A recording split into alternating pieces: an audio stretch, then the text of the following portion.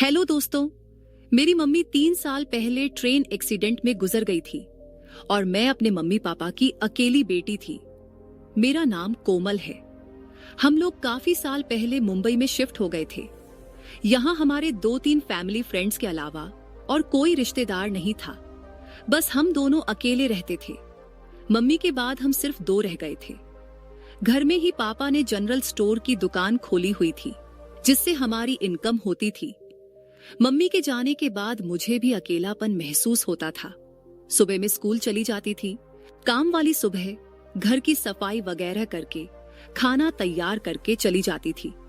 School से वापसी पर हम दोनों बाप बेटी साथ खाना खाते थे। मम्मी की कमी बहुत महसूस होती थी। इसी तरह 1 साल गुजर गया।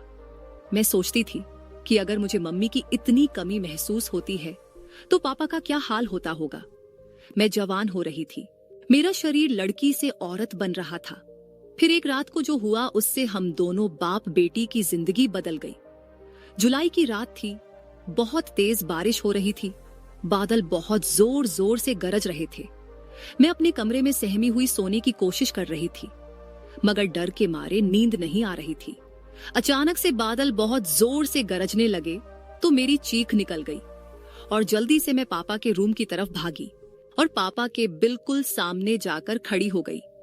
सब कुछ इतना जल्दी में हुआ कि मैं यह भी ना देख सकी कि मेरे पापा उस वक्त अपने बेड पर बिल्कुल गलत हालत में बैठे थे। पापा को इस तरह देखा तो मेरे होश उड़ गए। मेरा मुंह खुला का खुला रह गया।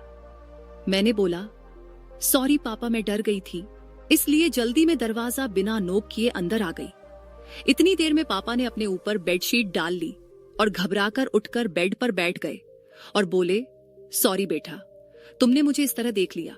आ जाओ और यहां मेरे पास बैठ जाओ। जब बारिश रुक जाए तो चली जाना अपने रूम में।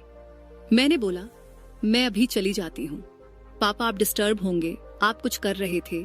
लेकिन पापा ने जवाब देने की जगह मुझे हाथ पकड़कर अपने साथ बेड पर बिठा लिया। पापा, आपने कुछ नहीं पहना, मुझे शर्म आती है। ये कहते हुए मुझे खुद अपने बारे में याद आया कि मैं भी सिर्फ एक पतली सी टी-शर्ट और शॉर्ट्स पहनी हुई थी। जल्दीबाजी में टी-शर्ट के अंदर ब्रा भी पहनना भूल गई थी। एक तरफ पापा को मैं उसे हालत में देख चुकी थी और अब वह सिर्फ बेडशीट डाले बैठे थे, और दूसरी तरफ मैं भी उनके बराबर बैठी हुई थी। मेरी सांस फूल रही थी।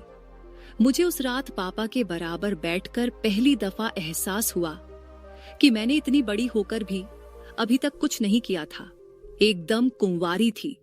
अचानक बारिश का शोर और ज्यादा हो गया और साथ ही बादल एक बार फिर बहुत जोर से गरजे। मैं डर के मारे एकदम पापा से लिपट गई। इस तरह लिपटने से पापा की बेडशीट हट गई। मैं कोई 10 सेकंड तक यूं ही लिपटी रही। तब मुझे पता चला कि मैं अपने पापा से लिपटी हुई हूं। मैंने घबराकर पापा से अलग होने की कोशिश करी तो पापा ने मेरी कमर से खींचकर मुझे मजबूती से अपने साथ जकड़ लिया और बोले, जानू, ऐसे ही बैठी रहो। पापा से लिपटी हुई। मेरा सर पापा के सीने पर था। पापा, ये आप क्या बोल रहे हैं? मैंने बोला, आज तुम्हारी मम्मी की बहुत याद आ रही है। पापा ने जवाब दिया, जब मम्मी की याद आती है तो आप ऐसे करते हैं। बेटा, वह तुम्हारी माँ थी लेकिन मेरी बीवी थी, और मियाँ बीवी का रिश्ता अलग तरह का होता है। मैं समझी नहीं पापा। मैंने बोला, बेटी, क्या तुम्हें नहीं पता मियाँ बीवी का क्या रिश्ता होता है? पापा ने पूछा। नहीं पापा। मैंने बोला, अब मैं कैसे तुम्हें कैसे बताऊं कि मियाँ बीवी में क्या रिश्ता होता है? इसी रिश्ते की वजह से तुम पैदा हुई और आज तुम यहाँ मेरे साथ बैठी हो। मैंने पूछा, वो कैसे पापा? मेरी समझ में अभी नहीं आ रहा था।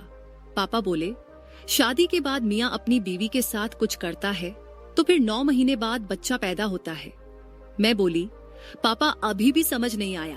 पापा बोले, अब इससे आगे मैं जो तुम्हें बताऊंगा उसके लिए तुम्हें भी मेरी तरह कपड़े उतारने पड़ेंगे। क्या तुम तैयार हो? मैं पापा की बात सुनकर पूरी तरह शर्मा गई और कुछ ना बोल पाई।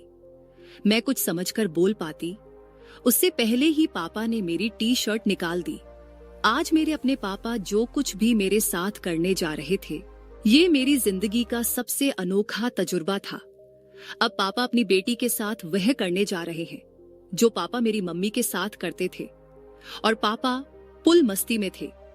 मेरी नजरें पापा की नजरों से मिली और मैंने शर्म से आंख बंद कर ली। आज मैं अपने ही सगे अब्बू से यह सब करवा रही हूँ। हम दोनों बाप बेटी कुछ देर तक लिपटे रहे। फिर पापा ने मुझे रात भर प्यार किया। कुंवारी होने की वजह से पहले मुझे बहुत दर्द हुआ। मैं बहुत रोई और चिल्लाई, लेकिन धीरे धीरे पापा के प्यार करते रहने से मैं ठीक होने लगी। दर्द अब बिल्कुल खत्म हो गया था और उसकी जगह अब मुझे इतना मजा आ रहा था कि मैं बता नहीं सकती। पसीने में हम दोनों नहा चुके थे। तो दोस्तों, ये कहानी सच्ची घटना पर आधारित है।